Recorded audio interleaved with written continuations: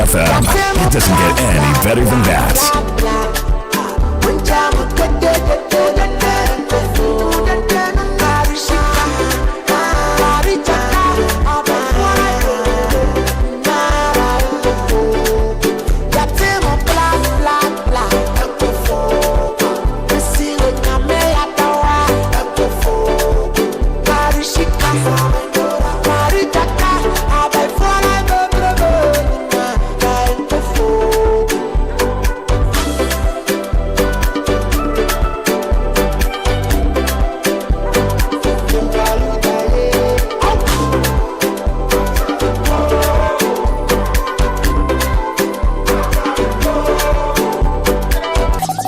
This is the Channel 1 Countdown.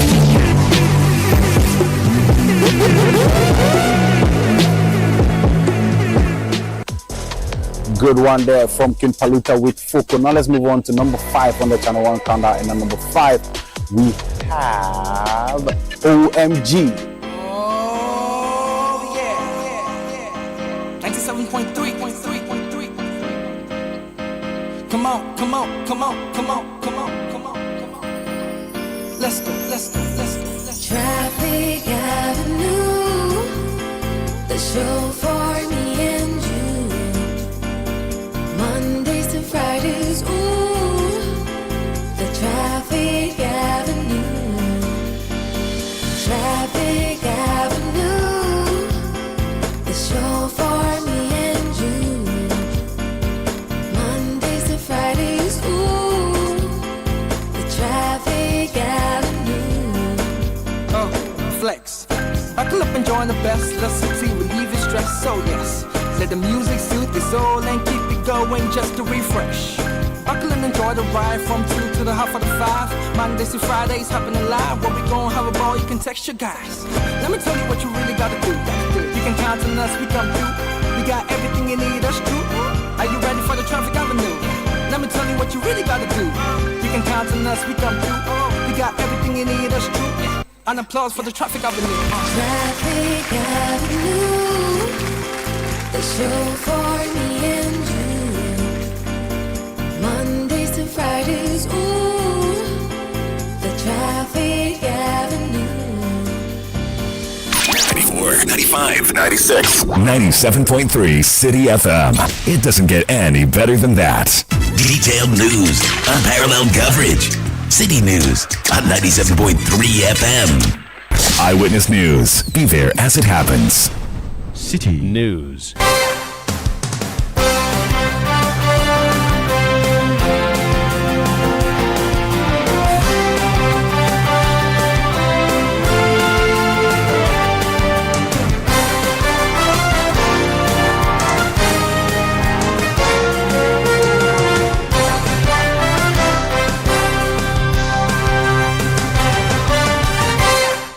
97.3 Citi FM. Hello, good evening, and welcome to Eyewitness News, coming to you live from our studio here in Accra. My name is Sami Wiafe, and tonight I'm here with Ejubi Wiafe Akinting. Coming up in the next 1 hour, 30 minutes.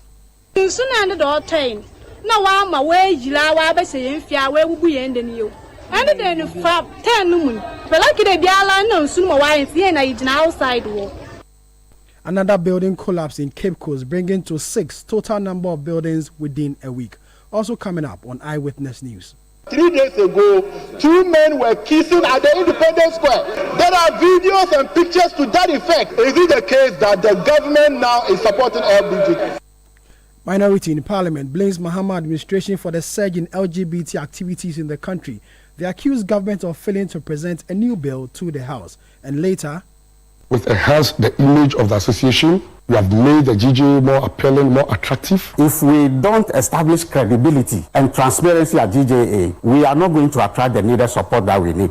12 candidates battle for the 6 available national executive positions within the Ghana Journalists Association. Tonight, we speak to the front runners in the presidential race as the GJA prepares for its elections on Monday. Stay with 97.3 Citi FM for more on this and other stories on Eyewitness News. Also coming up in business. Bank of Ghana warns against 10 unlicensed money transfer operators.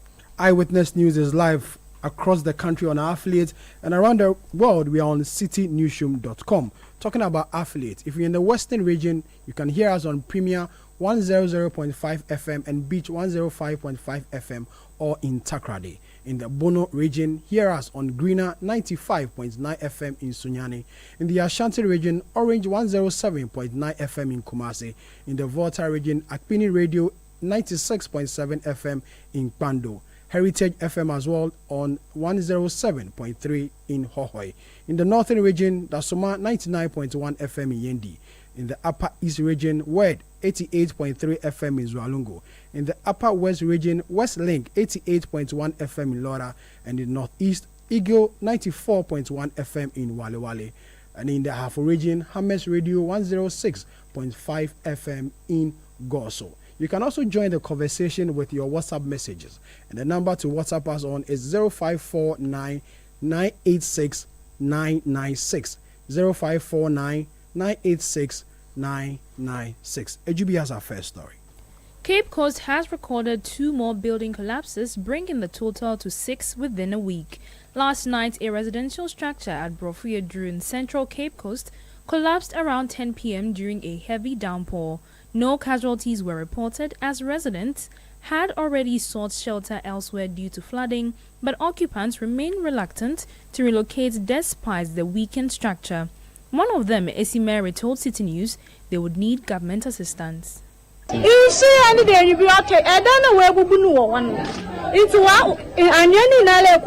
The building collapsed as a result of the floods yesterday. The water entered the rooms around 10 p.m., causing the building to collapse eventually. Luckily, no one was injured or affected by the collapse. We want the authorities to demolish our buildings and rebuild them. We have lost most of our belongings, so we are pleading with the government to come to our aid. You heard an occupant of the collapsed building, Esimeri, speaking there. Let's go to the phone and speak to Akwesiado. He's our Central Regional Correspondent to tell us more about this particular development. Kwesi, good evening. Thank you very much for your time. We are told 6 buildings in just a week. What's happening? Yes, so 6 buildings in a week affecting or displacing about 124 residents here in the Cape Coast metropolis. And this is as a result of the buildings growing weak for years of existence. These buildings have existed for over 2 centuries, and so they have not been properly maintained, and this is accounting for the collapses. That is what officials are telling us. And so for the meantime, these 124 persons who have been displaced are being sheltered in the Anafo market, which was just completed. Is it that these buildings, are very weak to the extent that they've not been told, or people, residents there have been told to leave this building, and yet they refuse? And the more why we are seeing these buildings collapse day in, day out? So last week, Saturday, was when we recorded the first incident, which happened to be the building which was just around London Bridge. And from what authorities are telling us, those persons who were occupying that particular building were alerted that the building had grown weaker, and so they should move out for demolition. But they felt reluctant to move, and just when the matter was still being discussed, the unfortunate happened, which led to the demise of 2 persons and also left about 3 persons also injured. So following that tragic incident, authorities embarked on an assessment of the old buildings in the central part of Cape Coast. And so they identified some buildings and then prompted its occupants to also move. But then again, there was some sort of reluctance on the part of the occupants, and then we had one of such buildings collapsing, leading to the demise of 1 person. And then last night, we also had another one also collapsing in that same enclave. Let me mention that last night we had 2 buildings collapsing. One is within the oldest part of the city, and one of the building is at around the Adisado College, except that this building we're speaking about is under construction and wasn't occupied by anybody. Question, let me find out from you. Is this causing fear and panic among residents? Exactly. It's really causing fear and panic among residents. So the residents are torn between these two issues, either to move out for the buildings to demolish and have the years of memories they have had also going down, or to stay and then lose their life should any other disaster, strike. But authorities have mentioned and they have insisted that they would not sit and wait for yet another disaster to strike. For example, the regional minister, today, have maintained strongly that authorities are going to take action. And the Almighty of Cape Coast, Otabaremba Kwesi Atta, has also mentioned that the traditional authorities would support government to embark on this demolition exercise to get rid of the buildings that are too old and weak. Now, Cape Coast is a historical city. These buildings we're talking about really have roles to play when we are telling Cape Coast history. And so what authorities are deciding to do is that they would be doing a more deeper assessment of these buildings in the oldest part of the city. So what would happen is that buildings that appear to be a little stronger would be maintained, and then some sort of renovation works would be carried out on those buildings. But those that are identified to be more weaker and dangerous to its occupants would be pulled down. Akwesi, thank you very much for your time. Akwesi Ado is our Central Regional Correspondent. Let's go into the other line and speak to Emmanuel Kwesi Dawood Mensah. He is the Central Regional Director of the National Disaster Management Organization. Good evening. Thank you very much for your time, Mr. Mensah. I'm afraid we do not have Emmanuel Kwesi Dawood Mensah on the telephone line. He's the Central Regional Director of the National Disaster Management Organization. Wanted to speak to him on recent developments within the Cape Coast metropolis, where we are told that within a week, 6 buildings have collapsed in the face of recent rains that have come in across the country. And we are told that 6 buildings have so far collapsed within 1 week. And as you just heard our correspondent mention, 3 people are reported dead and quite a number of people are injured. And so far, over 100 people have been displaced. And the National Disaster Management Organization, as well as the Central Regional Security Council, is urging residents in these buildings, which they consider to be weak, and years of non-renovation have resulted in the collapse of these buildings. And so they should leave these buildings, find shelter elsewhere, and then they will do their own assessment. And when they find out these buildings are very, very weak, they may want to pull these buildings down. Shortly, we'll speak to the Central Regional NADMO Director, Emmanuel Kwesi Dawood. I'm told he's joined us back on the telephone line. Mr. Mensah, good evening. Thank you very much for your time. Good evening. First of all, NADMO coordinator, you've assessed the recent development. What is your general... NADMO director. NADMO director, thank you very much. What's your own assessment of the situation, sir?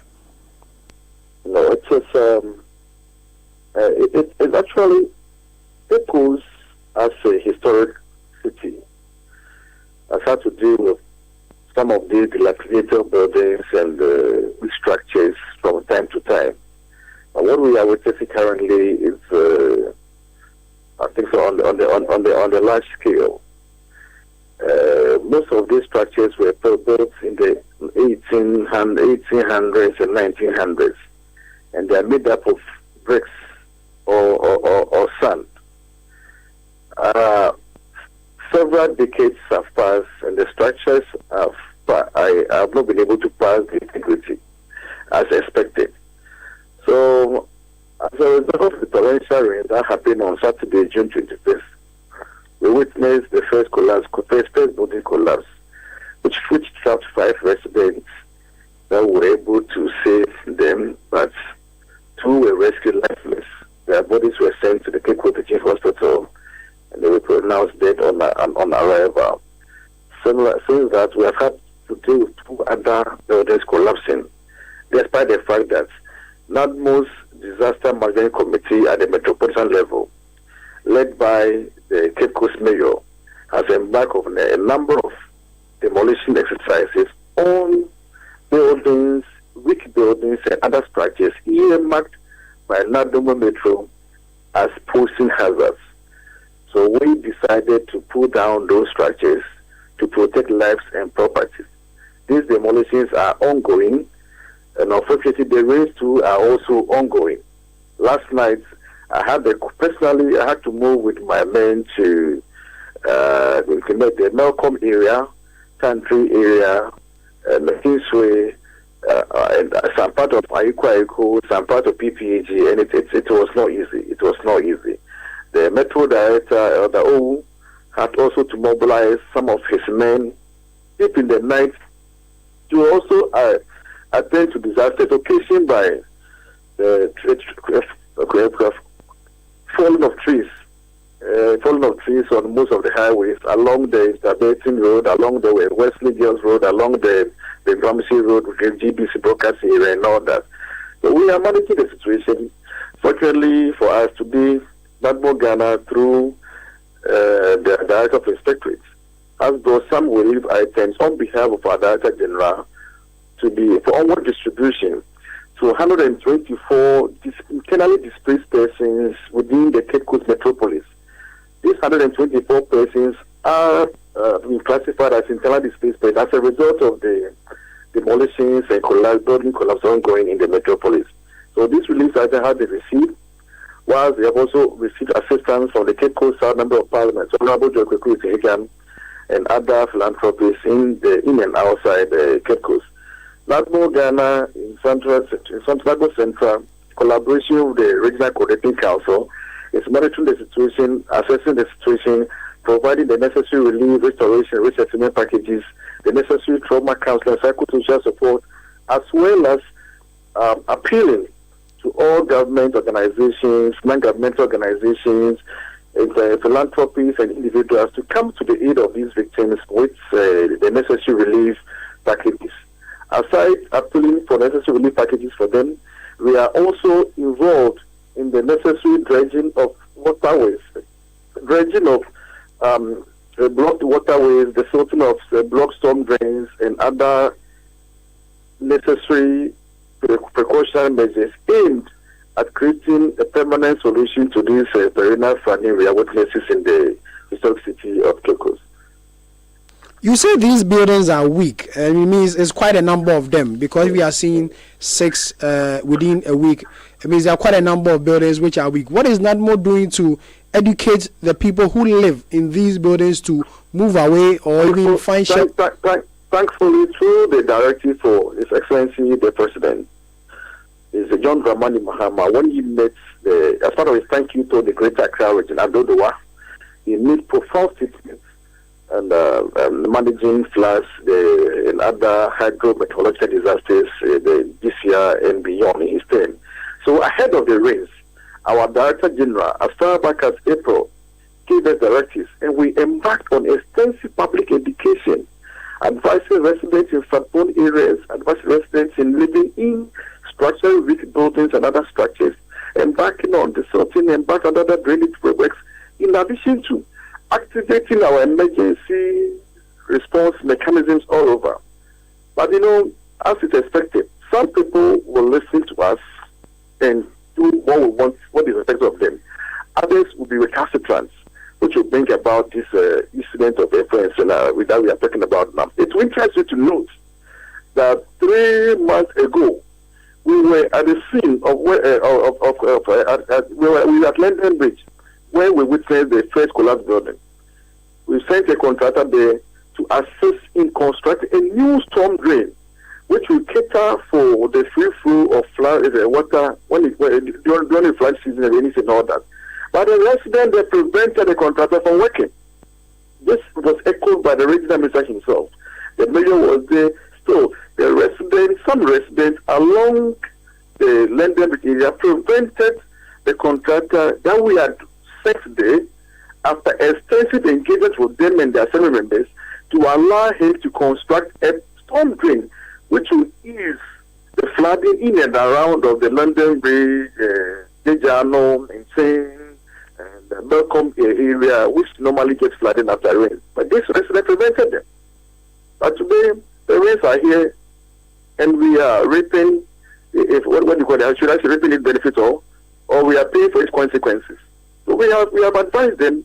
Unfortunately, probably as a result of the casualties recorded, about 90% of owners of these structurally weak buildings have willingly come forward asking us to help in the demolition of such structures, and we are on it.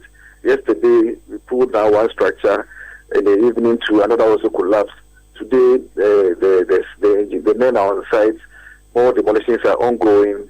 And the interesting aspect is all these structurally weak buildings have been identified by NADMO as part of our hazard identification mapping long ago. It's on the file. But the will to pull them down and the resistance from some family members has been the bane for some time.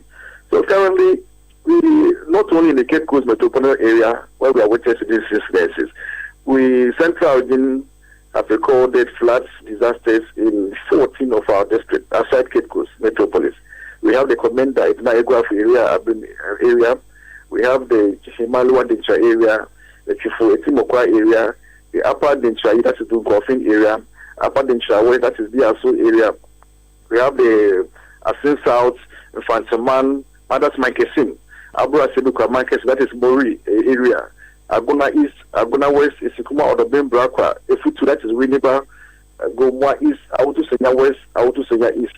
In all these areas, our staff members have conducted a necessary assessment. Reports have been sent to the appropriate quarters, and we are awaiting for relief response for them. Currently, we have about 5,700 victims as a result of these floods occasioned between the period of from 18th to this morning, Central 18th June to this morning, as we're speaking. And we are working on them.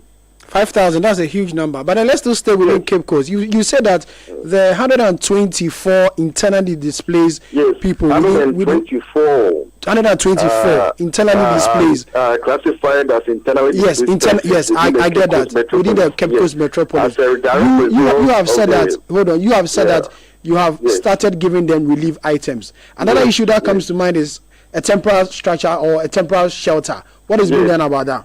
Yes, in line with our organization's mandate regarding disaster management, there's something we call provision of safe havens. So NADMO has designated some areas that are normally given to internally displaced persons to live there temporarily. It has been released to them, and the good news is the new one has also been added to it. And this new one is what we call the Cape Coast Anafo Market. The Anafo Market. It's very close to some of the affected victims, areas known as Emisi3, Aidan, and Tijano, Anafo, Subofiedo. So these victims from these areas have been allocated the Anafo Market. This Anafo Market was graciously given by the Metropolitan Chief Executive through the appeals from NADMO Central, the regional minister, and the Omahin of Cape Coast. And currently, their victims are there at the Anafo Market now. And the regional minister has also directed that access to electricity and potable water should be given to them whilst they are in-house temporary. So the relief items from NADMO Ghana today has come in a timely, has come in handy, very timely. Quantities of rice, quantities of bedding, mattresses, blankets, swing mattresses, mosquito nets, cooking oil, and other items have come. And currently, my metro directors are working on its distribution for them to move to the intended recipients as soon as possible, so that they also will use it as for its intended purposes, actually. Okay, thank you very much for your time. Emmanuel Kwesi Dawood Mensah is the Central Regional Director of the National Disaster Management Organization, giving us an update on the situation within the Cape Coast metropolis, where we are told that 6 buildings have collapsed within a week because of some structural defect, and also giving us an update of the general situation in the central region, as well as flooding is concerned. He says that over 5,000 people have been affected by recent flooding within the central region in general. This is Eyewitness News coming to you live from our studio here in Accra. We'll go for a quick break. When we come back, we'll go to Parliament. This news. Be there as it happens. Still unbeatable. Republic Bank has slashed the Citi mortgage interest rate to a new low. That means it's more affordable to own your dream home. You enjoy lower monthly installments, save on interest payments, flexible loan arrangements, and more. Make the move. Own your home at a lower teen interest rate. But hurry, this offer lasts for a limited time. Visit any Republic Bank branch or send email to myhome@republicghana.com or call Accra 054-0109-649. Kumasi 054-0109-901 to apply today and enjoy a teen interest rate. Republic Bank, with the one for you. Ladies and gentlemen, welcome to the game of choices. Listen with rapt attention. Round 1, question 1. Elevator or stairs? Stairs. Now the second question. Less than 4 hours or at least 6 hours of sleep at night? At least 6 hours of sleep. The last question. Yomi yogurt or... Yomi yogurt, of course. Oh, I'm not done. No need. That's my choice. Yomi yogurt. Life is full of choices. Always remember that the choices we make today shape our tomorrow. Whether it's a morning start, a midday snack, or a dessert, our delicious Yomi yogurt is here to nourish you. Yummy, a nourishing choice. This advert is FDA approved. Are you feeling tired after a hard day's work? Have you lost your appetite even for your favorite dish?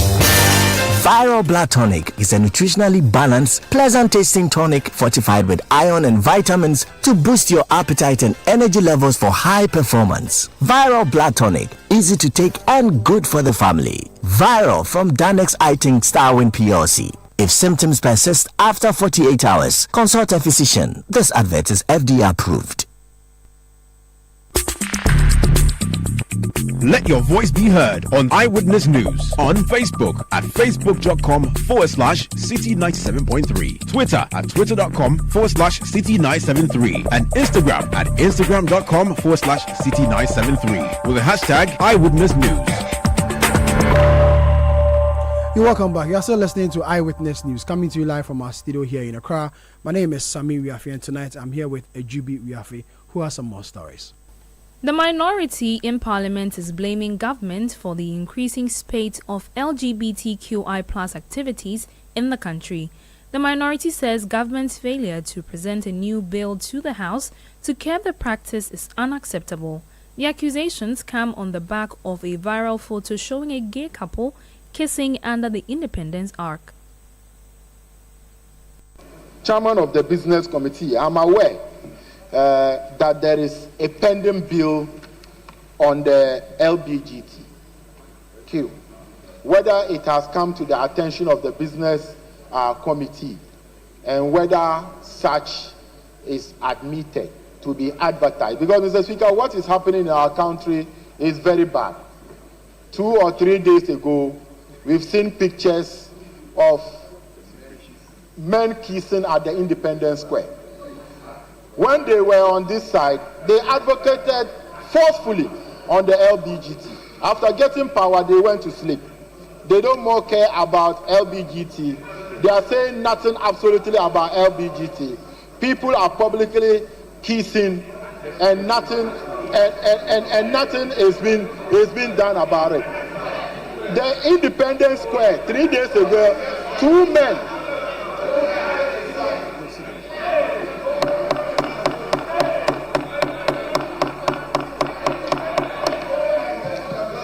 Honorable Habib, the LGBTQ bill that was passed by this House that never got assented was a private member's bill. So as a private member, will it be wrong if you also introduce one? Mr. Speaker, I'm already aware that there is such bill already. And that is why I'm asking whether it has come to the Business Committee attention and when they will be programmed. But Mr. Speaker, you could see from our colleagues when I raise issue about LBGT, now they are going to sleep. Are you in support of LBGT? Is it the case that the government now is supporting LBGT? Or is it the case that you are now supporting it? Because I am raising a serious matter that 3 days ago, 2 men were kissing at the Independence Square. There are videos and pictures to that effect.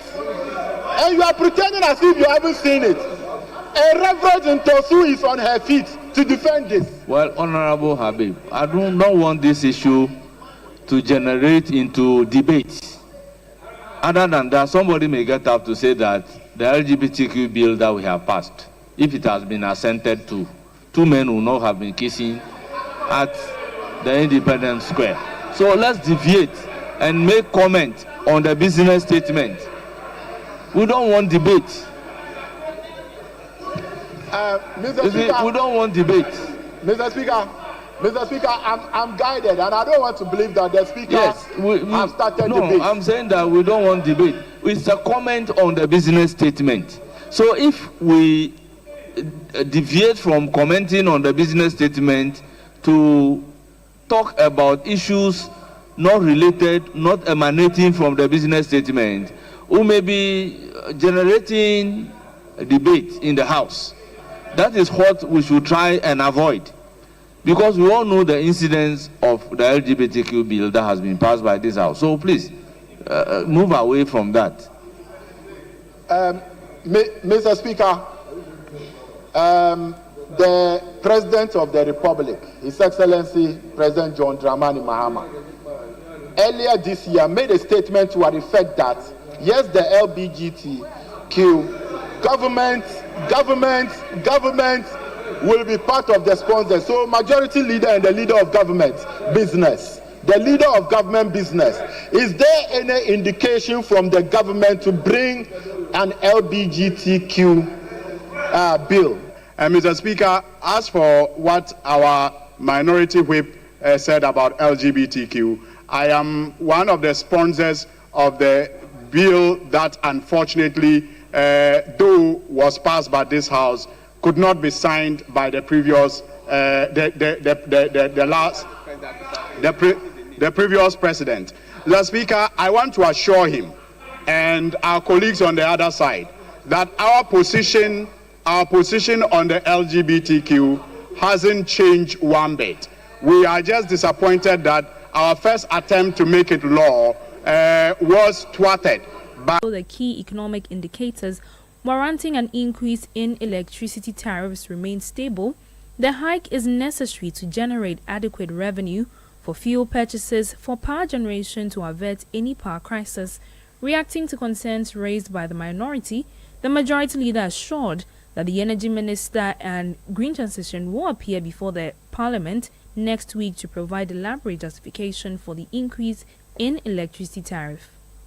The whole of last year, and I think sometime before that, there was an effort to prevent the PURC from adjusting the tariffs. So that whole period, there was no adjustments.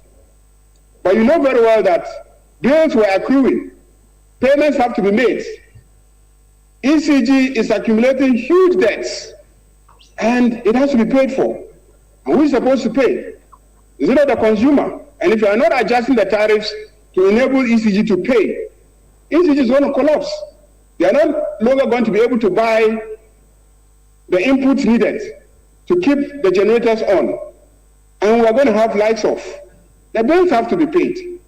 So if PRC is doing its work, I don't think that there's a basis for saying that because we have improved the economy, exchange rate is stable, dollar rate is stable, inflation is relatively stable. If all these indicators are stable, it doesn't mean that the debt that has been accrued at ECG will just be wished away. You heard Majority Leader Mahama Yariga speaking there. Now the minority in Parliament has criticized the process leading to the suspension and potential removal of Chief Justice Gertrude Tokonu, describing it as lacking transparency and integrity.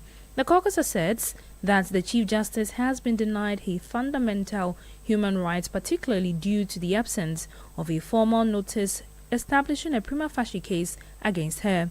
Addressing journalists, the Member of Parliament for Menchia South, Nane J. Balfour says the Chief Justice Gertrude Tokonu must be provided with all relevant documents necessary for her defense, stating that due process and fairness must be upheld in any proceeding involving such a high office. She should have at her disposal everything necessary to defend herself. She has to have it. And in the absence of it, I think that the whole process has been undermined. In the absence of it, the process lacks integrity. That for me is key. And I think that the Attorney General should be speaking to these matters.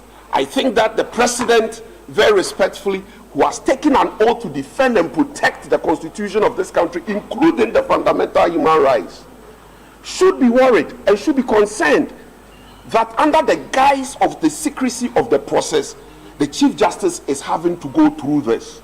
It is an unfortunate situation, and I think that the whole nation should be concerned. I think the other issues that she raised, in my humble opinion, as important as they may be, they are not as primary as the issue of the notice of the prima facie determination. There is a historical antecedent to this. You all know that in time past, when the prima facie determination has been made, presidents have made all of us known, right, the basis for which they arrived that there was no prima facie case. In complaints or petitions that were made against Justice Enini Abua, complaints or petitions that were made against Justice Georgina Wood, in complaints or petitions that were made against Justice Sophia Kufu. Even when there had been a determination that there was no prima facie case, there had been a detailed opinion from the President as to why he thinks that there is no prima facie determination. If for nothing, we should be guided by that President. That was the Member of Parliament for Menchia South, Nana Ejay Balfour Ewa. You're still listening to Eyewitness News, coming to you live from our studio here in Accra. Let's read some of your text messages. Gusty Man from Brekum says, buildings and roads keep collapsing in this country, yet government remains silent as if nothing at all is happening. Our moral fiber in this country is getting out of hand. Alex Kofi in Adenta Commando Research says, it is unfortunate to experience collapse of building as a result of rain, but people should agree to relocate to avert any loss of life. Yakubu Ibn Chambers in Accra says, on this matter of collapsed building in Cape Coast as a result of heavy rainfall, I dare say that nature has its own way of punishing people who decide to go against the law. In as much as I sympathize with these individuals, they should do the right thing and move from these areas. Mawusi Ayibi in Volta region says, the NDC is committed in addressing LGBT issues responsibly, unlike the MPP, which failed to act when the bill was first laid in the House. The minority MP's claims are unfortunate, as President Mahama did not endorse such activity. It's time for the MPP to focus on constructive dialogue rather than spreading misinformation. Hamdan Alasan from Tamale says, we resist any attempt by any group or individuals to impose LGBT on us as a nation.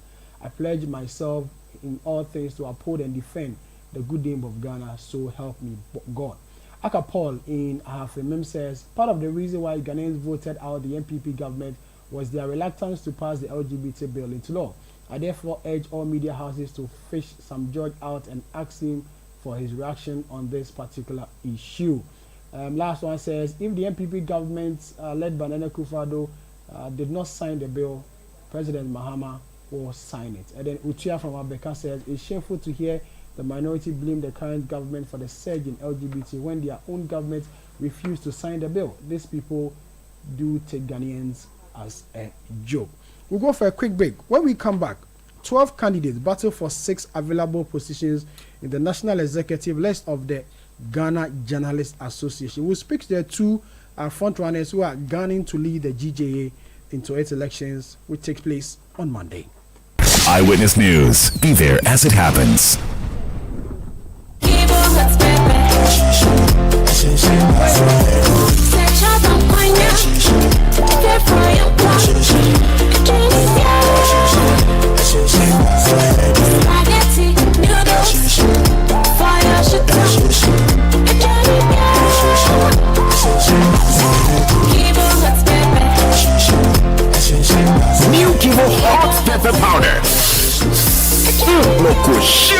advert is FDA approved. Charlie, where are you? Boss man, I'm at the bank. Really? But your car is in front of your house. Bro, my bank on my phone, Charlie. Oh, how? EcoBank, bro. With EcoBank mobile app, I can do everything, anywhere, anytime. Listen, I just checked my account balance, paid Ahmed's school fees, and sent money to my grandma at Walwale. Oh, wow. Wow. Masa, just download the EcoBank mobile app from the Google Play Store or the App Store, or dial *770# and be your own bank manager. Manager. Whether to pay bills or fees, to check account statements, send money across Ghana, abroad, and more, EcoBank mobile app has got it covered. EcoBank Mobile, making everyday people live everyday lives the EcoBank way. EcoBank, the Pan-African Bank. Are you feeling tired after a hard day's work? Have you lost your appetite even for your favorite dish?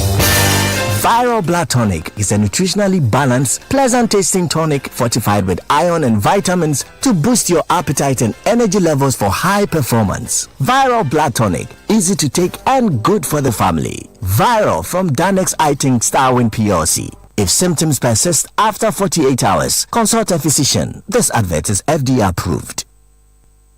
Eyewitness News. Be there as it happens. You're welcome back. You're also listening to Eyewitness News, coming to you live from our studio here in Accra. Ejubi has some more stories. The National Union of Ghana Students, NUGS, is raising alarm over the rising number of Ghanaian students overstaying their visas and using fake documents in international applications. The union urged students to act responsibly and understand the wider impact of their actions. Speaking to Citi News, NUGS President Daniel Kole-Botre warned that such misconduct could damage Ghana's international image and limit future opportunities for deserving students. I believe that it's a very worrying trend. This is something that we have been warning students abroad against for a while now. That if you travel abroad to study, you study and come back. One other thing we've usually been speaking about is also using officious documents to apply for study abroad applications. And you realize that these issues have now come back to haunt us as a nation. For me, I've always encouraged students to study in the nation if the course they are going to study is offered here, with the exception of courses that they may not be able to get in the country, for which reason they will go out to study. Meanwhile, the union has welcomed the government's planned introduction of the Ghana Scholarship Authority Bill, expected to be presented to Parliament in the coming weeks. Also listening to Eyewitness News, coming to you live from our studio here in Accra. On Monday, the Ghana Journalists Association will go to the polls to elect new officers who run the affairs of the association for the next 4 years. The tenure of the current administration has come to an end, and so there's going to be election on Monday, the 30th of June, to elect new officers who run the affairs of the GJA. Let's speak to one individual who is gunning to be the next president of the Ghana Journalists Association. And Charles Mausi joins me on the telephone line to tell us why he wants to be the next president of the Ghana Journalists Association, or GJA. Charles, good evening. Thank you very much for your time. Good evening, Sammy, and good evening to all the listeners listening to us. Why do you want to be the next president of the association? I mean, the Ghana Journalists Association. Well, I want to be the president of our cherished GJA because, one, there is a need for credibility, accountability, and transparency. Two, there is no welfare policy for the association at the moment. Three, the last AGM was not attended fully by members, which shows a sign of apathy. I want to work with members to improve the press center. I want to work with members to identify projects and investment opportunities that will help improve the welfare of journalists. I want to work with members across the regions to enhance the issues of safety and protection of journalists across the country. There are many who have said that the current leadership, led by Albert Jumfo, have done really good by giving this GJA more visibility, and so those who support his cause believe that it's about time he's given another term to continue what he's currently doing. Well, that is okay, but Fadi, I just returned from the northern regions. The apathy and the complaint among our members is not enough for us to say that the current leadership has brought this association to an appealing level. I was in Cape Coast last week, and one member said clearly to me that the GJA has been reduced to pay dues and vote. They don't know what the association is doing for them. They can't understand why all these years, all we focus on is to collect dues and we don't care about the welfare of our members. Another professor told me that he has actually decided not to have anything to do with GJA until he heard of me and the policies that I am proposing. So when you go around the country, GJA members are buying into my policy of welfare. They are buying into my policy of initiatives that will improve the welfare and the condition of journalists across the country. If we say welfare of journalists, exactly what do you mean by welfare of journalists? Well, you see, GJA is a welfare association. And as I speak to you now, there is no policy or guideline or any directives to say that as a member of GJA, on the job, when something happens to me, this is what the association is responsible for. Or this is what we do for our retirees, the people who served before us. Or if you are having a problem, or you are having a funeral, or you are even having a wedding, this is what you are entitled to as a member. There is nothing like that. And we can't continue on that path where people are complaining that they are paying dues, but the association seems not to care for them. Members are complaining that after voting, the executives do not visit them in the regions. The regions feel that they do not belong to the association, and the association is only functioning at Accra level. I want to see a decentralization of GJA activities. I want to build capacity at the secretariat for the secretariat to serve members across better. I also want to build capacity at the regions so that the regions can do things that will benefit the members. I want to make sure that all the regions have offices. I want to make sure that the chapters across the country within the media houses are activated so that we can embark on aggressive membership drive. So, sorry, these are some of the things that I can mention in this interview for now. The aggressive membership drive is a good call because there are quite a number of people who are journalists, but yet they feel the association is unattractive. The more reason why they do not wish to join.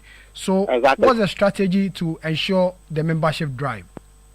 Well, you see, number one is the issue of the welfare. Because the members currently feel that the association does not care about them. Therefore, there is a serious apathy. Now, if we have the welfare and we go out there to let people know that this is the welfare package we have for you, if you are a member, this is what you are entitled to. And this is what you benefit as a journalist. One, we need to embark on a serious rebranding for GJA. Okay. In terms of credibility and in terms of positioning GJA in the minds of development partners, in the minds of stakeholders as a credible organization that would partner and work with development partners. So all this is calls for we going through capacity building for members so that we can position ourselves as credible professionals. Okay. Then two, we have to distinguish GJA members from those who are not GJA members. Okay, all right. By that distinction and the branding, others who are not our members would want to be part of our association. Okay, all right, Charles. Thank you. Thank you very much for your time, and I wish you all the best on Monday. Thank you very much for your time. Charles Mausi is an aspirant to the GJA presidential race. If you're aware, journalists will vote on Monday to elect a new leadership. Let's go on to the other line and speak to Albert Jofo. He's the current president of the Ghana Journalists Association, and he's seeking re-election come Monday. Albert, good evening. Thank you very much for your time. I'm afraid we lost Albert on the phone line. We'll try and raise Albert again and speak to him why he's seeking re-election, why members of the Ghana Journalists Association should vote for him for another term in office as president of the association. He served one term already. He wants to serve another term. So on Monday, when GJA members vote, Albert is offering himself up again to be elected as the president of the association. His main challenger in the presidential race is Charles Mausi. He is also one of the aspirants in the GJA election. And aside him, there are other 12 candidates or 12 individuals or 12 aspirants who are seeking to occupy 6 available positions within the national executive slot of the Ghana Journalists Association. So we'll try and get Albert on the phone line, speak to him why he should be elected again as president of the association. But before that, let's read some of your text messages. Quite a number of them have come. Sonny in Tema says the minority is now has now joined a class that is misleading the CJ. I'm not sure we're discussing the CJ at the moment. Jonathan from Akachi says, what is the suspended Chief Justice? No, today we didn't discuss Chief Justice. We only brought you a statement on the floor of Parliament from some members of Parliament, especially the member of Parliament for the Dementia South constituency on the CJ. So Yakubu Ibn Chamba says, on the matter of the LGBT, he says, on the matter of the 2 male adults kissing under the Independence Square in Accra, I strongly believe that both sides of the August House are doing what is not right as far as dealing with the LGBT issues are concerned. We need a law immediately, and we must pass that law immediately. Ajubi, you have some stories? The National Labour Commission (NLC) has directed members of the Public Services Workers Union at the National Identification Authority (NIA) to call off their ongoing strike. This follows a meeting with the group yesterday over their demand for the payment of the operational support allowance. In a statement, the Commission noted that the strike was not declared by the NIA's national union, but by its divisional union, an action it deemed improper. It has therefore instructed the National Union to end the strike and immediately engage the Ministry of Finance and the Fair Wages and Salaries Commission on the matter. You're still listening to Eyewitness News, coming to you live from our studio here in Accra. We'll go for a quick break. When we come back, we'll do business. News. Be there as it happens. Get the details. Every significant financial transaction, every market movement, and all the policies that affect your business. Citi Business News. Be informed. Time now for Citi Business News on Eyewitness News. I am Ejibi Wiafe Akente. Let's settle for the details. And the Bank of Ghana is cautioning the public and payment institutions against transacting with 10 money transfer organizations operating in the remittance and foreign exchange markets without regulatory approval. According to BOG, these companies have not been licensed under its laws which govern the conduct of foreign exchange and money transfer activities. There's more in the following report by Daniel Sakite. The central bank, in a notice issued, flagged ACE Money Transfer, Remit Union, Remit Home, Rose Remit, Monte Global, Nigram, iTransfer, HuruPay, EverSend and EasySend for operating within the remittance and the Ghana Forex market without approval.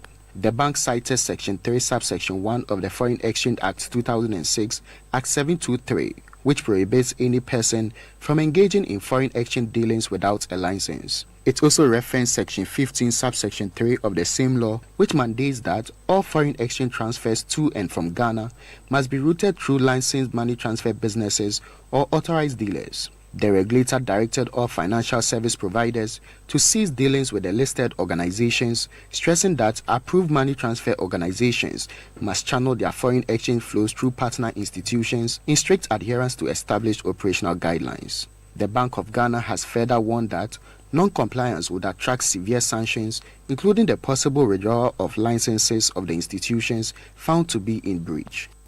That report was filed by Daniel Sakite. Now, the government says it is at advanced stage of reviewing the National Micro, Small and Medium Enterprises MSME policy to better align with evolving market dynamics and unlock the full potential of the sector. Minister for Trade, Agribusiness and Industry Elizabeth Ofuswejare says the revised policy will offer targeted support to address persistent challenges facing MSMEs. Speaking at the 2025 Day Celebration and Exhibition hosted by the Ghana Enterprises Agency in Accra, Elizabeth Ofuswejare reaffirmed government's commitment to strengthening support institutions and expanding financing schemes that will drive productivity and scale local enterprises. But beyond institutional frameworks, I take this personally. I remain committed to supporting women, particularly the market women in Makola, in Tiobodon, the artisans in Swami, the digital entrepreneur in East Legon, and the farmer in Nigeria, helping them transition from informal to formal, manual to digital, and local to global. That is not just good policy. It is the foundation for a stronger, fairer, and more competitive economy. To this end, I have charged my team to immediately revise the national MSME and entrepreneurship policy to better respond to the current needs of the sector. The revised policy will be accompanied by a costed implementation strategy to ensure effective delivery and measurable results. The Ghana Enterprises Agency also taking instruction to develop a new strategic plan with a sharpened focus on the youth and women entrepreneurs, persons with disability, and the vast informal economy. That was the Minister for Trade, Agribusiness and Industry, Elizabeth Ofuswejare, speaking there. For her part, the Chief Executive Officer of the Ghana Enterprises Agency, Margaret Ansay, emphasized that the agency is intensifying efforts to cushion local businesses through strategic and targeted interventions aimed at improving resilience and sustainability. We are the government institution that is mandated to develop, to grow, to promote MSME in Ghana. So today, as the minister said, it's official. And from here, we are moving the words into action and taking it to the communities where those businesses are. We must help them to grow and make them big. I think bigger businesses, Toyota, Coca-Cola and the rest, they didn't grow overnight. They started from where? From somewhere. That is why we are here to support our individual businesses, which is the micro ones, the small ones, the medium ones, to grow and become giants in Africa and even beyond the continent. Chief Executive Officer of the Ghana Enterprise Agency, Margaret Ansay, speaking there. Away from that, efforts to broaden Ghana's tax base are being undermined by deep-rooted challenges within the informal economy. According to a recent study by Budget Ghana, in collaboration with the Society for Women in Taxation Ghana and International Budget Partnership, while informal sector workers show a strong willingness to comply with tax obligations, systemic barriers continue to obstruct voluntary compliance and revenue mobilization. Daniel Dromensa has more in the following report. Leading the list of concerns is widespread distrust in government institutions. Many informal workers believe that tax revenues are mismanaged or lost to corruption, eroding confidence in the system and weakening their motivation to contribute. This lack of trust is further compounded by the absence of visible benefits from tax payments such as improved infrastructure or services. In addition to governance issues, the report highlights structural and economic barriers. Income stability is common across the sector, making consistent tax payments challenging. The complexity of the tax system, bureaucratic registration processes, and limited access to formal education also deter compliance. For many, the tax system remains opaque, with rules and procedures that feel inaccessible and punitive. Yet, despite these obstacles, the research finds a promising level of intent among informal workers to comply with taxes in the future, provided the system is made more transparent, fair, and responsive to their realities. Budget Ghana proposes a series of targeted policy actions, including the need to simplify tax registration and payment processes, particularly through mobile and decentralized platforms, to reduce the administrative burden, leverage mobile money and USSD technology to make tax payments easier and more accessible, introduce gender-sensitive tax policies, including flexible payment structures and anti-harassment enforcement protocols. Daniel Dromensa with that Business Desk report. Now, an associate professor of taxation at the University of Ghana Law School, Professor Abdallah Ali Nakchia, is advocating for the prosecution of banking institutions that facilitate large, untraceable cash transfers for clients.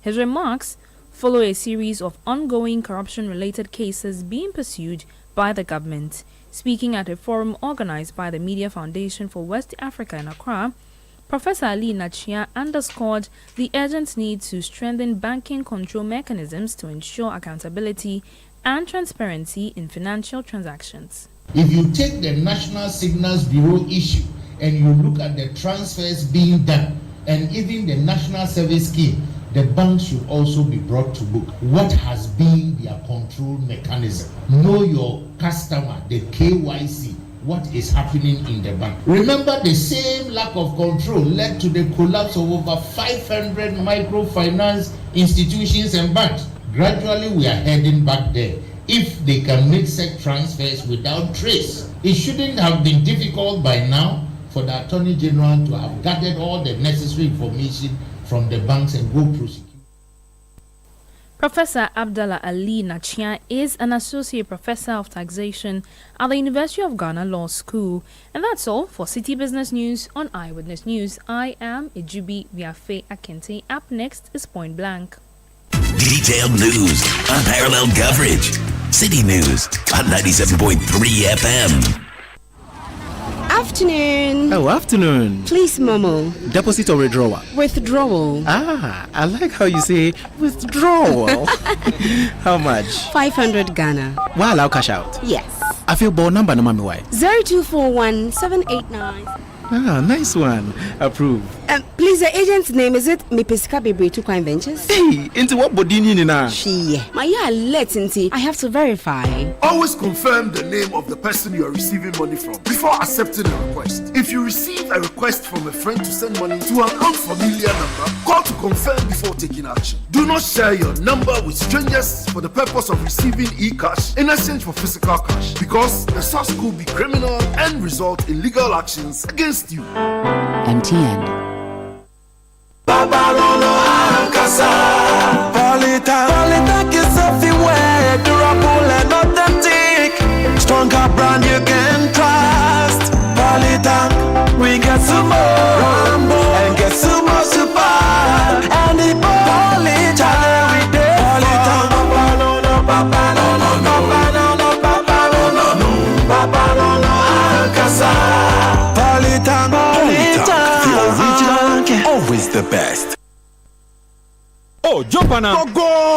Ah, Google me. At what time when you can't park where I don't hear the sound of your car? Why you buy new car? No, I don't change my car. It be the same right. It be the fuel way I change. Way one shouts it. Ever since I started using the all-new Excellium Premium Fuel, fortified with 3-in-1 action. Oh, Joe, now my car they run like electric car. No, it's so. This is the type of fuel where they want to. Because now engine they cost. Where they want for way if I buy it, go protect my engine. And with the small way I buy, I go drive, sir. Absolutely. It's like strapping a turbocharger to your engine and giving it a protector. And what they bust my mind self be the 3-in-1 action, no? Excellium they prevent up to 99% of deposit. It be anti-wear, some be anti-corrosion. Won't pay when I open them. Hey, so where can I find this magical fuel? Just head over to any Total Energy service station and your car will thank you. Hey, they make a finish my gobe fast, then rush go Total Energies. My friend, but why you have my gobe inside? I give you info. Make a fill the gobe too small. Go. Excellium is designed to protect your car engine, decrease fuel consumption, and lower CO2 emissions. Don't say fuel, say Excellium. Choose Excellium, choose quality. Eyewitness News. Be there as it happens.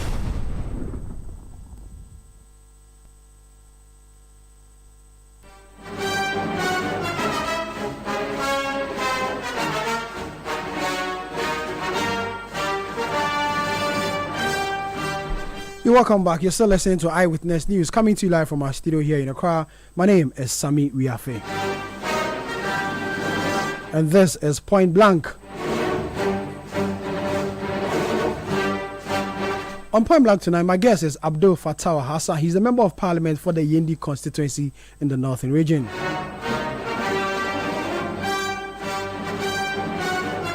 A first-time member of parliament who defeated the MPP's incumbent member of parliament at that time in the 2024 general elections, Farouk Aliu Mahama. Fattah, good evening. Thank you very much for your time and welcome. Sami, good evening. Welcome, good welcome, evening welcome, welcome. Listeners and viewers. So this time we have people viewing online. How's it like in the house? In my house? In parliament, I mean. All right, thank you. Well, thanks so much, Sami. Once again, I want to say good evening to the good people of Yendi and yourself. And I also want to take the opportunity to wish my brother Umar Sanda Amadu the best of luck as he concludes his journey at the University of Ghana School of Law. Sure. I wish him well. Parliament has been good. It's a great place to be. It's a learning place. In fact, it's one of the most demanding places that you can ever think of. Whoever tells you that the job at Parliament, even just concentrating on your core duty there about following up on legislations and then participating in things and making sure you really partake fully in all the things happening there is easy. The person does not understand what parliamentary work is. You can choose to be lazy. You can choose not to follow things. That way you can have your time to do other things. But if you really want to do the job as an MP, sometimes people will say if you want parliament to pass through you and not just you passing through parliament, it's really, really, really tasking. It's not an easy place at all. When first-time MPs come before me, the question I always ask them that the perception you had about Parliament when you were outside, is it the same as you got inside? Even in the first week, it will change. Tell me about it. It will change entirely. Because sometimes you are even in Parliament and then it's 10 p.m. And you don't even realize it. You know, the chamber is like that. Sometimes you don't even realize time. Happens, yes. So I remember yesterday, or was it 2 days ago, we're there and then I took my phone, I looked at the time and it was 8 something. I said, I thought it was around 5 something. Because the business there will engage you so much so that you won't even know that time is it's gone like that. And when you are outside, you think it's all about just walking into the chamber and walking out. Before, and sometimes that's why I respect our leadership very well. Parliamentary leadership is not a big, it's not an easy task. If you look at the work they do, sometimes trying to even, because sometimes before we even come to start processes and proceedings for the day, they would have met more than twice. They would have met as leadership to fashion out certain things. In fact, a lot of the time they meet 1, 2, 3, 4 times before we all come to meet as a chamber. And sometimes even afterwards they go back and meet again. And so the work in Parliament, if you are there, it's not an easy thing. It's not just about walking in and walking out. And you know, this is our job. Sometimes you have concerns from your constituency that you have to follow up in town.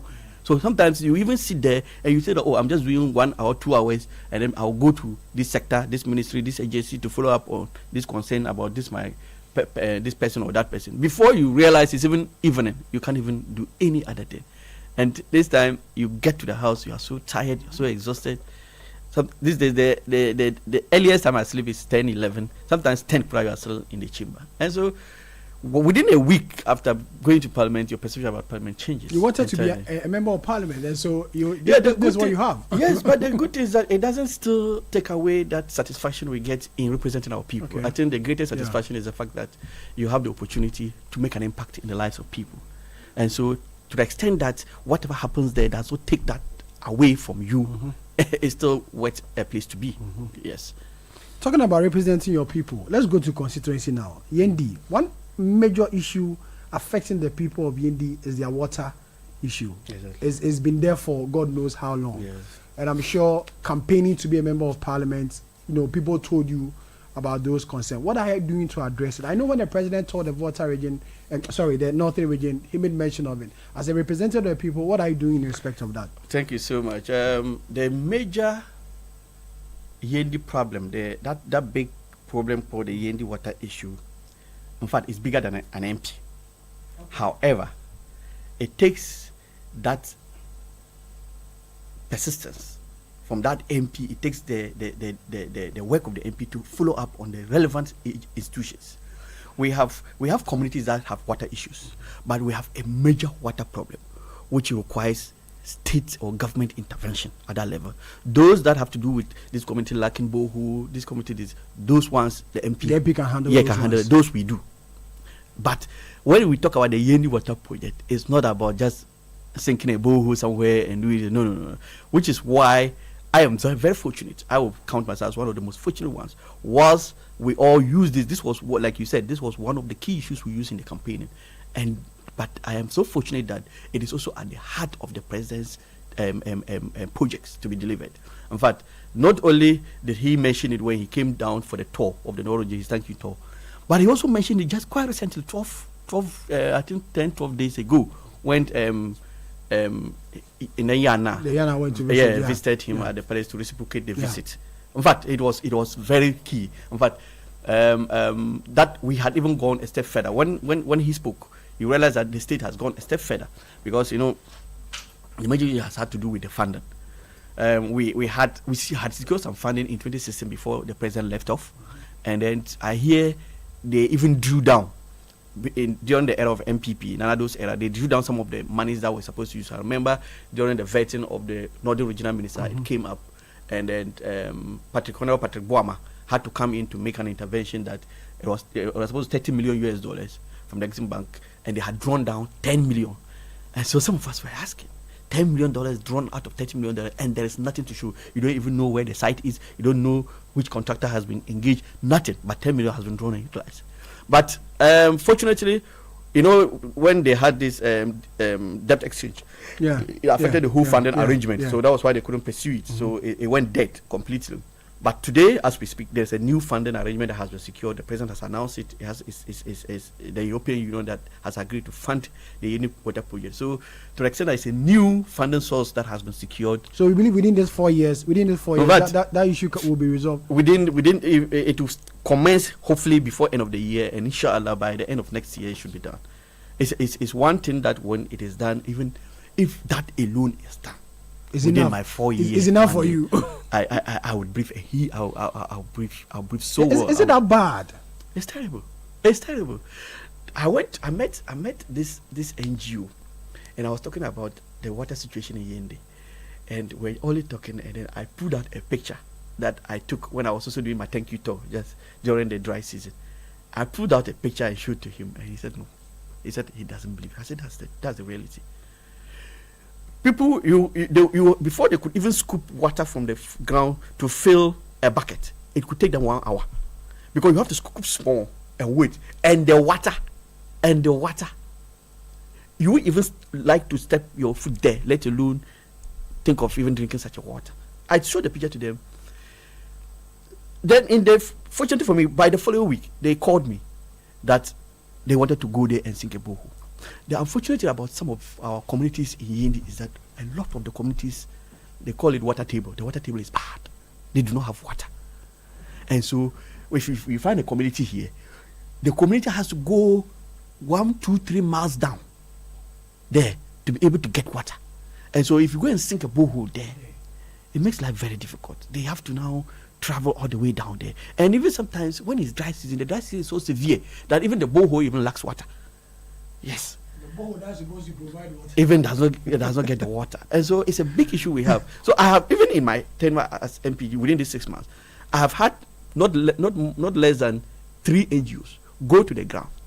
And some of the areas that we all thought there was water, they went there and they came back to say there's no water. So sometimes even areas that already have water, that is where you find water. So you are compelled to even give people who already have. And those that are seriously lacking, like this community I was talking about, when the NGO went there, they couldn't find water. So they came back to tell me that unfortunately the whole area, they can't find water. So if they can't find water, in that case, you are handicapped. Yeah. The next option is to find a way to dredge that dam. And if the NGO is not part of their, they all come with their scope of work. if they are into boreholes, they are into boreholes. They don't drench dams and all those things. And so some of these things are really difficult. And so most of the areas that we have even listed to do boreholes, they are proven difficult because there's no water in the communities. And sometimes the community people feel you should come and dig them. And sometimes they also tell us, in fact, there are some of the communities who go, they tell you that here they've dug more than 10 boreholes in this community, no water. So you shouldn't even waste your time. So how do they survive? If these communities are without water, the borehole is also not working. So what they do is that water they say is life. Yes. So they now try to depend on the nearest communities. What they do is that they have there are these people who have also taken it up as a business. Motor Kia riders. Okay. So they take these yellow gallons, 4 gallons, and they go to wherever they have to go to. Or the people in that community, you have business people, some young guys who now take it as business. They load the yellow gallons into their motor Kia. Those are yes. Yeah. They load it there and they take it to that community and sell. And so these people who are already poor, who are already down there in terms of the poverty lane, now even have to spend more on water than you and I, who can afford it. Because they have to survive. So sometimes daily they have to buy gallons of water to survive. So that's how they do it. So it's really, really serious. And so, but it's gratifying to know that it's an issue that is at the top level. The president does not mince words when he says it. Because, like I said, in April when he came to UND, we had not even gotten to a stage where he could even mention the contractor. The source of funding. But just 2-3 weeks down the line when the Yana visited him, it came up, and we are working on it. And so the Indi Water project, inshallah. So it's a major. Yeah, you remember it was an issue that we used to lash Nanado and Farouk with because they had taken Yana to a particular site to cut the sod on so many times that the last I heard they mentioned it to him. He said no, he's not ready to go to any site to cut sod. He wants to see water. And John Mama is a man of his words, and so I am happy that I'm working with such a leader. Apart from water, what are the other challenges in the constituency? The second biggest challenge is to do with the youth employment. Yeah, if you like, youth unemployment issue, is serious. And I'm happy about the angle that this government is taking. In fact, we have all seen that these white collar jobs cannot save the day. It is not the way to go. We have to be very creative in the way we help our people. Everybody now wants to go and sit in the office, wants to be an immigration officer, a fire service officer, a police officer. But that all will come hard on the state. And the same state that has to provide you with water, that has to have money to give you better schools, that has to have money to give you hospital and those things. Everybody still wants to have his life built on the state again. So it's very difficult. And so because the state's capacity is limited, you find a lot of the youth just idling about with these attendant consequences, drug issues and all those things. And so unemployment is a big issue. That is why when you look at the interventions of this government, you can't help but smile sometimes, because if these things are to be pushed through, you would have a lot of people going into, for instance, like I said, just today, as we speak, just before I came in here, there was a meeting between my MCE, my chairman, and all the 30 coordinators in my constituency. What we're asking them to do, I've asked them to form farmer groups, and farmer corporate organizations. What are they expected to do? Yes, and so each we have 30 wards. That is so electoral areas, 30 in the whole year, and so we have tasked each electoral area to come up with 5. And so you look at what you cultivate more in your area. Are you doing more yam? Are you doing more maize? Are you doing more tomatoes? So each electoral area is to come up with 5 of these groups. And so if you multiply 5 groups by 30, in all you have 150 corporate organizations. And each 5 group means a number of people making up that group. So you can have 10, 20 people. You understand? And so if you had multiply this 150 by the 10 people, that's 1,500 people. And so if you can take these people, now you know this government project called Feed Ghana. Feed Ghana is coming, but we have to prepare ourselves. Some of us who are closer to the police, you know what benefits it comes with. They have to help. They are helping these people who are well organized. They will push resources into them. You identify the area you want to invest into. That is it tomato? Is it maize? Is it rice? Is it this? Then the group would be so organized that monies would there will be seed capital pushed to the group. You would go into your family. There will be a way to build your capacity. There will be a monitoring system to ensure that at the end of the day, the members of the group get to benefit from whatever the state has given you. So that it builds your capacity to even enhance that level. And so as we speak this evening, that was the meeting that was had today. I think they closed around 6 p.m. before I got to here. And so these are some of the interventions we can do. Another key intervention, you see, sometimes when you are looking at the white collar job, you won't solve the problem that we are faced with. You know, blacksmiths in our societies, we have long forgotten about them. And that is why they resort to the manufacture of local guns, which are used to hunt us again in our society. I have done my investigation, and we've come out to see that in this 24-hour economic policy, the 24-hour economy that the government is building, they want to work on fabrication of metals. Okay. So how do you prepare your people to take advantage of this? Because look, there are a lot of, for instance, the constituencies in the south here, they don't even have blacksmiths. We have them. A lot of us have it. So what I've done is to compile the data. So I have the data of all blacksmiths within Yendi constituency. Okay. Yes. So we have submitted that data to the 24-hour economy secretariat. And they are telling me that they are going to use the local blacksmiths. So because it is skill that they have used to manufacture a gun, which means that they have some level of skill. And so if they can offer other things. You understand? And we have this metal that we throw about every day. If you can enhance their skill, if you can build their capacity and give them some capital, and tell that even the same gun, we have this, we go in employing these forest guards who need low level guns to guard our forest. If you even tax them to be the ones to produce, you don't need to import such weapons. If you tax them to produce these local weapons, to give to these forests and the rest, which we are even recruiting anyway. As we speak, we are recruiting more people into the forestry area. And so if you give them this and the state and give them more resources and tax them to do this for this, and fortunately I was able to get no less than 60 people. Okay. You understand? Just in Yendi alone. Meanwhile, these are people who have been forgotten of long. No one classifies them as any part. Meanwhile, they have a contribution to our society and they have their own skill. How they came by that skill, all God knows. And so, fortunately, the 24-hour economy policy has a place for them in that policy.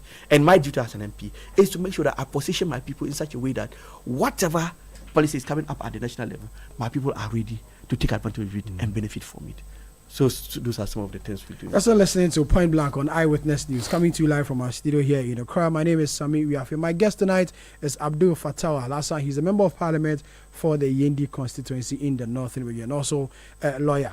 Let me take your view on recent development in the country. I'm sure you've heard about the ongoing CJ committee. You are a lawyer. You've been following this whole committee hearing. She addressed a press conference, I think yesterday, outline what she believes as few infractions or breaches of the law as far as the hearings are concerned. You are a lawyer. Let me take your view on recent development on the CJ matter. I'm sure you listened to the press conference. I honestly didn't listen to it, but you had bits of it. I followed. I read about it and all those things. But I would have wished we don't even get to that extent because you see, this is a constitutional process that has been triggered. Yeah. You remember even when the process started, people rushed to court. She herself rushed to the Supreme Court to have a halt on it. And even Vincent Eko Asafwa also went to the Supreme Court on the same issue, challenging and even filed an injunction application, asking the Supreme Court to restrain the President and the Council of State from proceeding to follow through with it. And the Constitution is clear.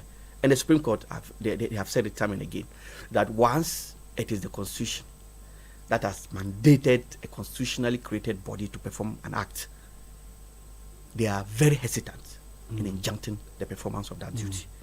You understand? And so you don't come with injunctions. And the Supreme Court, when the my lady, the Chief Justice, also went to the Supreme Court, it's clear. You see, now what she is doing is actually in breach of the Constitution. How's that? Yes, because if you look at the provisions of the Constitution that relates to the process, Article 146, 146, that is clause 6, and the other clauses, they are so clear that this process must be held in camera. Even if you feel there are violations as far as the processes that you have been taken through are concerned. You still have a remedy. Look, the first time it was Supreme Court. If you think there are violations and you think that such violations can't help your case, go to the High Court and challenge some of the processes. The High Court can issue such orders as a shorara. You understand? To quash whatever has happened in the process so far. So now if you come to the media and you are addressing the media, what help are you seeking from the media? She feels that the narrative is always coming from one side. So it's about time she also tells her side of the story. And you think she can? Maybe in the court of public opinion, let her also state her side of the story. But she has told us that the law is the law. Yeah, it doesn't matter what we think. We can make all the noise. She said that. And so now she feels the noise is better than the law. You understand? And so you should be principled. If your position as the Chief Justice is that the law is the law, where do you have to go and fight as far as the law is concerned? It's not in the public space. Now you have chosen to leave the law now, and then you are at the public space fight. So assuming you win in the public space, and then the law goes against you, which one serves your interest best? Marshal all your arsenals towards where you believe your remedy will be best served. And so she's engaged in pity seeking. You think so? Yes, which to me would have no bearing on this, because the Supreme Court usually, and this committee, usually they don't take what public. You look, even at the Supreme Court, you hear things going on, media things and those things. Those things hardly affect. That is why there are people who are a bit off from the public space. They don't allow some of these things to influence their judgment. Most of it. So, but you and I would think that the noises we make can affect their judgment. Sometimes, because of the training they have had, they have been made to understand that these commentaries in the public space could have an effect on your judgment if you continue to follow it. And so sometimes they stay away from these things that you think is in the public space. And so the people who are going to give the judgment are not people who are engaged in the things you think is happening in the public space. And so leave the public space and go and put all your arsenals at where the decision is to be made about you. You understand? And so to me, she should have been the last person, given that she is the one who is safeguarding our laws. Well, she says that she's not fighting for herself, but then for future instances which may occur. But did she mention, you see, in terms of what the president has done, and like the Supreme Court told, Kuwa said in the case of Visa Safwa versus the state, that there's clearly nothing wrong in what the president has done by flowing through with constitutional provisions. Clearly nothing wrong. In fact, all the things that have been said so far, no one has been able to come out to say that the president has been in breach of this or that. It is just to say that how you want things to be done, and that if you think the petitions that have been brought are unmeritorious, then that better serves your interest. Then bring out all the issues you have, fight it at the level that it should be fought, and then get the judgment or the decision in your favor. Because the whole thing is about the 3 petitions that have been filed. So let your effort be on fighting. And even these 3 petitions, she's questioning even some of the allegations raised in these petitions. You know, at the press conference, she mentioned, details of these petitions. She feels that. And these are things that are supposed to even be held in camera. In fact, she has even exposed some of the things happening at the committee level. And but she feels things are not going on well at the committee hearing. And so you and I, if things don't go well with us, if things don't go the way we want it, we should just violate the constitution. We should be in breach of the constitution. Well, she feels you are supposed to be the guardian of the narrative has been skewed towards a particular side. So she should breach the constitution, which says everything must be in camera. Why is the constitution saying it should be in camera? There's a reason for it. And so all parties to that must make sure, to the extent that even those who filed the petition, you don't hear them speaking to these issues in public. Yeah. Why should you, the respondent, be addressing it? Because the things you hear in public, they are not coming from the petitioners themselves. They are coming from normal political commentators who you cannot even stop. Yeah. You understand? And so you don't take your fight to them. In any case, that fight you can never win it. So it was funny when I heard this man, Miracle about you, who said he's like the NDC has cast a spell on Ghanaians that the Ghanaians don't seem to be sharing the pity that is associated with this whole. I said no. Look, to the extent that you can't pinpoint where the president has violated the constitution, no law has been violated, no constitutional provision has been violated, we are on course. If you are not guilty at the end of the day, you'll be set free. The laws will set you free. In any case, those who determine that there is a prima facie case against you, they are former chief justices among them, or at least there's a former chief justice among them. You understand? And so, and this, she has even said more than you did. And so she has come to that conclusion. She's part of the team that has come to that conclusion that yes, a prima facie case has been made against you, and so you must come and answer. And so, what makes you think that you are the only person who can tell Ghanaians whether a prima facie case has been made against you? So, to me, she should go to the right quarters and fight her case, and not be in the media. Abdul, I'll say a big thank you for your time. Time is already up, so we have to bring the conversation to a close. And thank you very much for coming. Abdul Fattah Hassan, who is a member of Parliament for the Yendi constituency in the Northern Region.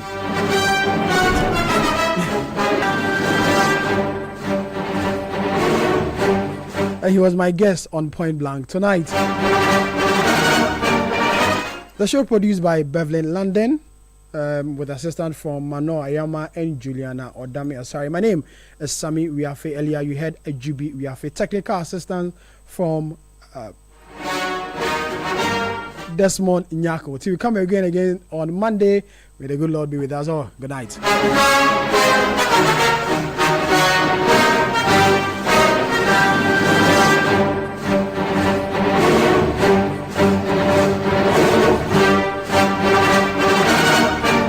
City News.